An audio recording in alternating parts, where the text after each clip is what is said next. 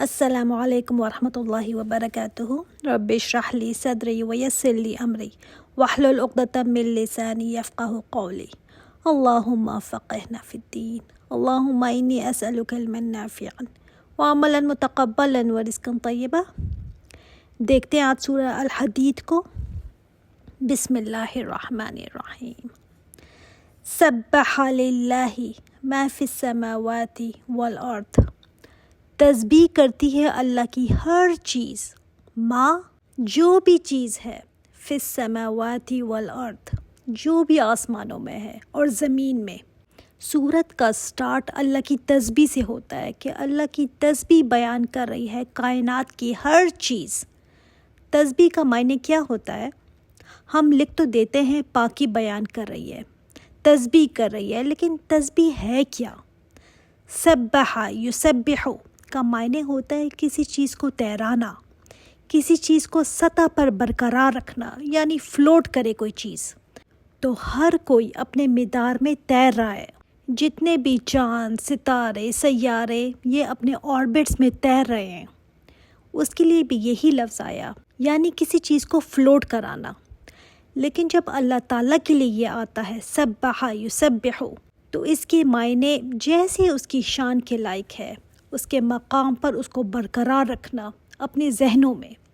ویسے تو اللہ بلند ہے ہی، اعلیٰ ہے ہی، پاک ہے ہی ہر عیب سے، مگر اپنے ذہن میں یہ رکھیں کہ جو اللہ کی شان ہے اس کے مطابق وہ بلند ہے، اعلیٰ ہے، ہر عیب سے، ہر کمزوری سے، ہر نقص سے، ہر فلاء سے، ہر ضعف سے، ہر محتاجی سے وہ پاک ہے، ہر شرک سے پاک ہے۔ تو ہم جب بھی اللہ تعالیٰ کو اس کے اعلیٰ مقام پر برقرار رکھتے ہیں نا، جو اس کی شان کے مطابق ہے، جو ہر کمزوری، ہر قسم کے شرک سے پاک ہے، تو اس کو کہتے ہیں تسبیح۔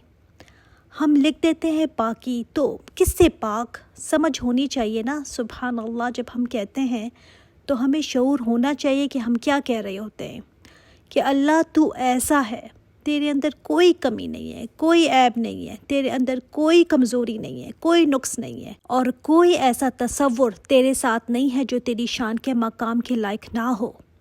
ایسی کوئی چیز تیرے اندر نہیں ہے جو تیرے لائق نہ ہو۔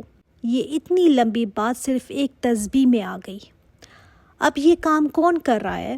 سوچیں کیا کیا چیزیں اللہ کی تسبیح کر رہی ہیں، کہ جو بھی آسمانوں میں ہے اور جو زمین میں ہے۔ گن سکتے ہیں کیا کیا چیزیں ہیں؟ ہمیں کہاں پتہ۔ زمین کو ہی دیکھ لیں تو زمین کی بھی ساری مخلوقات ہم نہیں جانتے۔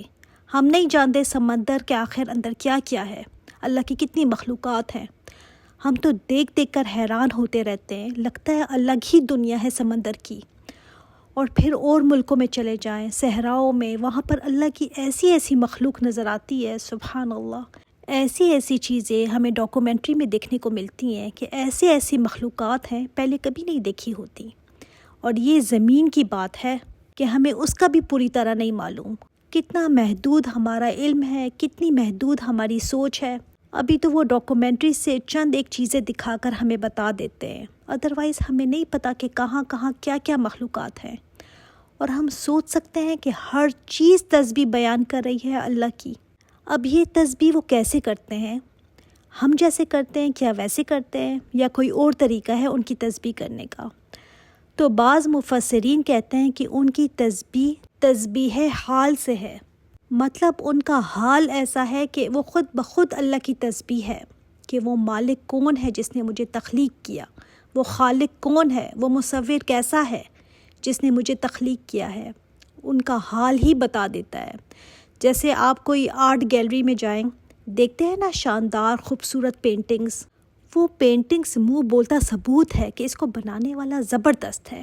آپ نے پینٹر سے ملاقات نہیں کی، مگر اس کی پینٹنگز دیکھ کر آپ کہتے ہیں نا کیا زبردست اس کے پاس ہنر ہے، کیا اس کی سوچ ہے، وہ سب اس پینٹنگ کو دیکھ کر معلوم ہو گیا نا۔ اسی طرح اللہ کی مخلوق، جیسے اس کی ڈیزائننگ ہے، جیسے اس کی پلاننگ ہے، جیسے اس کے حال حلیے تخلیق کیے، جیسے اس کی ضروریات پوری ہو رہی ہیں، جیسے وہ چلتے ہیں، جیسے وہ کھاتے پیتے ہیں، جیسے وہ دیکھتے ہیں اور سروائیو کرتے ہیں، اسے پتہ نہیں چلتا کہ وہ خالق کیا خالق ہے، وہ پلانر کیسا ہے، وہ کیسا علیم ہے، وہ کیسا خبیر ہے، کیسا باخبر ہے، وہ پتہ چل رہا ہے نا۔ تو وہ اٹس سیلف اس کی تسبیح ہے۔ دوسرا معنی زبان قال سے بھی، یعنی بول کر بھی تسبیح کر رہے ہیں۔ یہ ہمیں کیسے پتہ چلتا ہے؟ قرآن پاک میں ہے کہ ہر چیز اللہ تعالیٰ کی تسبیح کرتی ہے، ہر چیز۔ سورہ اسراء میں اللہ تعالیٰ نے فرمایا ہے کہ 7 آسمان اللہ کی تسبیح کرتے ہیں، زمین بھی اور جو ان کے درمیان ہے وہ بھی۔ کوئی شے نہیں ہے مگر وہ تسبیح کر رہی ہے اللہ کی، اس کی حمد کے ساتھ، یعنی تسبیح بھی ہو رہی ہے اور حمد بھی ہو رہی ہے، مگر تم ان کی تسبیح کو سمجھتے نہیں ہو۔ سبحان اللہ۔ اللہ تعالیٰ نے قرآن میں فرمایا نا، وہ ایسی تسبیح کرتے ہیں جن کو تم سمجھ ہی نہیں سکتے۔ اس کا مطلب ان کی ڈیفرنٹ تسبیح ہے، اور وہ ہے زبان قال سے، یعنی ہر چیز بول کر اللہ تعالیٰ کا ذکر کر رہی ہے، بول کر اس کی تسبیح، اس کی حمد بیان کرتی ہے۔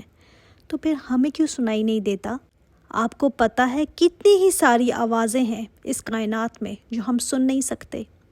اگر آپ ریسرچ کریں نا تو آپ کو پتہ چلے گا کہ ایک لیول سے خاص اوپر کی آواز ہم نہیں سن سکتے، اور نیچے کی بھی آواز نہیں سن سکتے۔ ایک خاص رینج کے اندر جو آوازیں ہیں ہم صرف وہ ہی سن سکتے ہیں۔ سبحان اللہ۔ مثلاً چونٹی نے بات کی دوسری چونٹی سے، سلیمان علیہ السلام کو سن گئی، پورے لشکر کو نہ سنی۔ اب کتنی چونٹیاں، کیڑے مکوڑے ہیں جو آپس میں کمیونیکیٹ کر رہے ہوتے ہیں، ہمیں کہاں سنتا ہے؟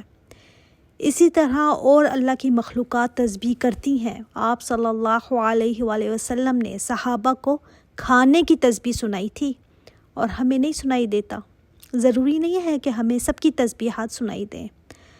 قیامت کے دن جب اللہ تعالیٰ کھڑا کرے گا نا انسان کو، اور جب اس کی جلد بولے گی، اس کے اعضاء بولیں گے، ہاتھ پیر بولیں گے، تو انسان کہے گا نا، تم میرے خلاف گواہی دیتے ہو، تم کیسے بولنے لگے ہو؟ تو وہ کیا کہیں گے کہ ہمیں اس نے قوت دی بولنے کی جس نے ہر چیز کو بولنے کی قوت دے رکھی ہے۔ یعنی باقی چیزیں تسبیح کرتی ہیں لیکن ہمیں سنائی نہیں دیتا۔ صبح سویرے فجر کے وقت جو پرندے بولتے ہیں، لگتا نہیں ہے کہ واقعی میں وہ ایک تسبیح کی گونج ہے۔ اب ضروری نہیں کہ ان کی تسبیح ویسے ہی ہو، وہی ورڈز ہوں جو ہمارے ہیں۔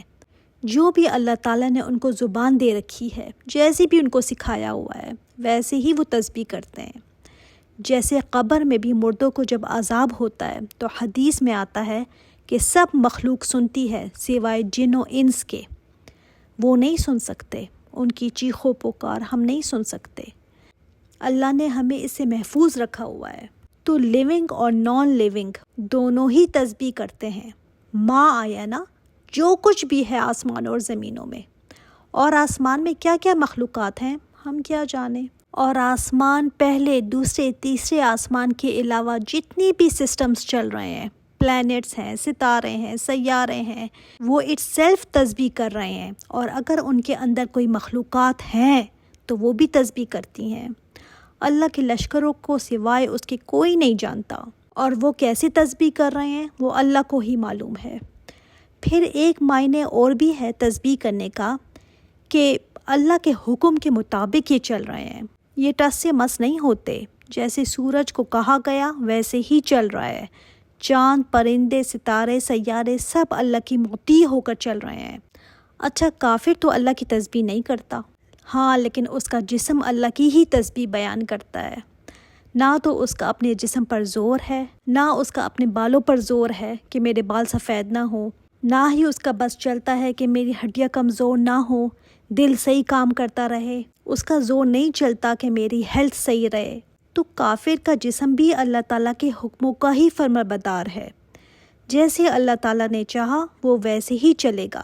لیکن کافر بھی جب تکلیف میں ہوتا ہے نا تو بے اختیار وہ اللہ کو ہی پکارتا ہے۔ اچھا، اب جیسے ہر چیز ایٹم سے بنی ہوئی ہے، اور ایٹم کے اندر کیا ہوتا ہے، الیکٹرانز وغیرہ نا، کیسے وہ گھوم رہے ہوتے ہیں اپنی نیوکلیس کے گرد، یہ ان کی تسبیح ہے۔ تو پھر تو ہر چیز تسبیح کر رہی ہے۔ اچھا، جب انسان سوچتا ہے نا ہر چیز تسبیح کر رہی ہے، یہ پہاڑ، ستارے، سیارے، زمین، آسمان، جان بے جان، کہ اللہ تو پاک ہے ہر کمی سے، ہر نقص سے، ہر عیب سے، تو کیا ذہن میں آتا ہے کہ مجھے بھی تو تسبیح کرنی چاہیے نا، میں کیوں پیچھے رہوں؟ اور ایسے ہی نہیں بلکہ وَهُوَ الْعَزِيزُ الْحَكِيمُ، وہی ہے العزیز اور الحکیم نہایت زبردست اور حکمت والا۔ یہاں پر دیکھیں غفور الرحیم نہیں آیا، علیم الخبیر نہیں آیا، بلکہ آیا العزیز الحکیم، کیونکہ اللہ تعالیٰ لائق ہے اس کے کہ اس کی تسبیح کی جائے۔ العزیز ہے وہ موسٹ پاورفل، اسی کا اختیار بھی ہے، ٹوٹل اتھارٹی کا مالک ہے وہ، اور پھر عزت والا بھی ہے۔ ایسے ہی نہیں تسبیح ہو رہی ہے بلکہ وہ ہے ہی اس قابل، ڈیزرو کرتا ہے وہ، یہ کتنا با اختیار ہے وہ، جو چاہے کرے، نو چیکس اینڈ بیلنسز۔ دنیا میں تو حکومتیں جو قائم ہوتی ہیں تو کہتے ہیں ان کی کوئی اپوزیشن قائم ہونی چاہیے تاکہ چیکس اینڈ بیلنسز ہوں، ورنہ تو یہ آپس سے باہر ہو جائیں گے، کرپٹ ہو جائیں گے، جو چاہیں گے کریں گے۔ لیکن اللہ تعالیٰ کے پاس جو پاور ہے اور اتھارٹی ہے وہ اسے کرپٹ نہیں کرتی، کیونکہ وہ حکیم بھی تو ہے، سارے اختیارات کو استعمال کرتا ہے مگر حکمت کے ساتھ۔ ایسے نہیں کہ بس ادھر ادھر استعمال کر لیے، نہیں، ایک پلاننگ کے ساتھ، ایک حکمت کے ساتھ استعمال کرتا ہے۔ انسان کو کسی چیز کی اتھارٹی دے دی جائے تو 2 دن میں اس کا دماغ خراب ہو جاتا ہے، آپ سے باہر ہونے لگتا ہے۔ فرعون کو دیکھ لینا، اتھارٹی مل گئی تھی تو کیا حال ہو گیا تھا اس کا، نمرود کو ملی تھی کیا حال تھا اس کا۔ لیکن اللہ کے پاس حکمت ہے، حکمت، وزڈم، پختگی، دانائی۔ اس لیے ہم کہتے ہیں نا جو وائز انسان ہوتا ہے اس کو حکیم، لقمان حکیم جیسے، تو اس کے پاس اٹموسٹ پاور بھی ہے لیکن ساتھ وہ حکیم بھی ہے۔ لہو ملک السماوات والارض، اسی کے لیے ہے ملک، مطلب بادشاہت، ملکیت، ملکیت اسی کی ہے اور صرف اسی کی ہے۔ کس چیز کی ملکیت؟ آسمانوں کی بھی اور زمین کی بھی۔ جب آسمان و زمین کی ملکیت ہے تو پھر جو کچھ اس میں ہے اس کی بھی ہے۔ لہو، لہو میں جو لا آیا نا وہ 2 طرح کے معنی دیتا ہے۔ پہلی بات، یہ لام تملیک ہے، یعنی ملکیت اللہ کی ہی ہے۔ پھر یہ لام استحقاق ہے، یعنی حق بھی اللہ کا ہی بنتا ہے کہ اسی کی بادشاہت ہو۔ اور ملکیت کیسے بنتی ہے کسی کی؟ جب کسی نے کوئی چیز پیدا کی ہو تو اسی کی ملکیت ہوگی نا، اس نے پیدا کیا ہے سب، تو مالک بھی وہی ہے، اختیار بھی پھر اسی کا ہوگا، جو چاہے کرے۔ جیسے انسان کہتا ہے نا میرا گھر ہے، جیسے چاہوں رہوں، جو چاہے کروں۔ جب اللہ تعالیٰ نے پیدا کیا ہے آسمان و زمین کو تو مالک وہی ہے نا، پھر جو چاہے کر سکتا ہے، اس کے ہاتھ میں ہے سب۔ اور صرف یہی نہیں بلکہ ہر چیز کی اندر تک حقیقت کو جاننے والا وہی ہے، ایسی بادشاہت ہے اس کی۔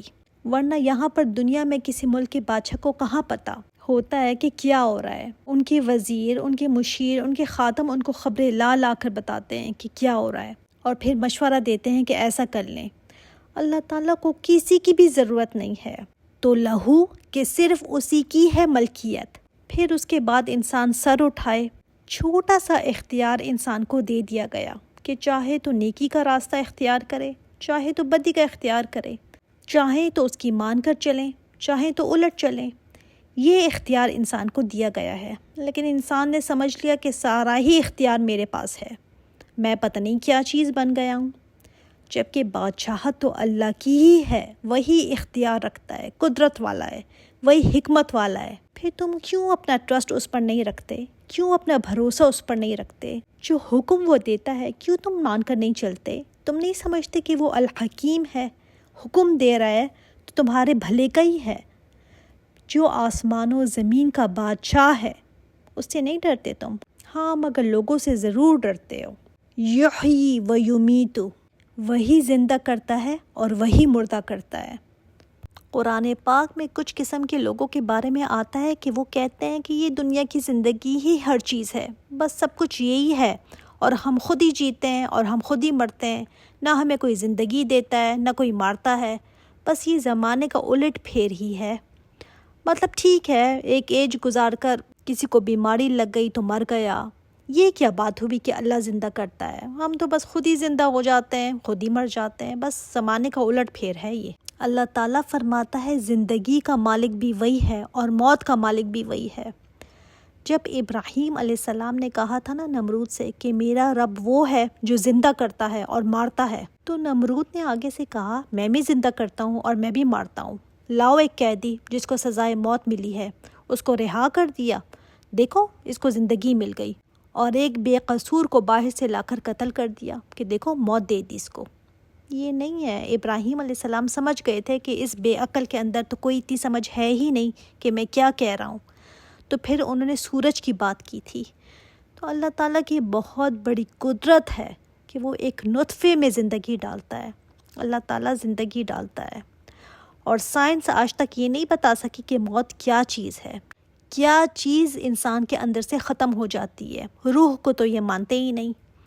اس کا مطلب اگر میں زندہ ہوں تو کسی کا احسان ہے نا، کسی کی محتاج ہوں میں کہ یہ سانسیں چل رہی ہیں، میرے رب کا احسان ہے مجھ پر، اور جب وہ چاہے یہ سانسیں روک لے، پھر جھکنا کس کے آگے چاہیے؟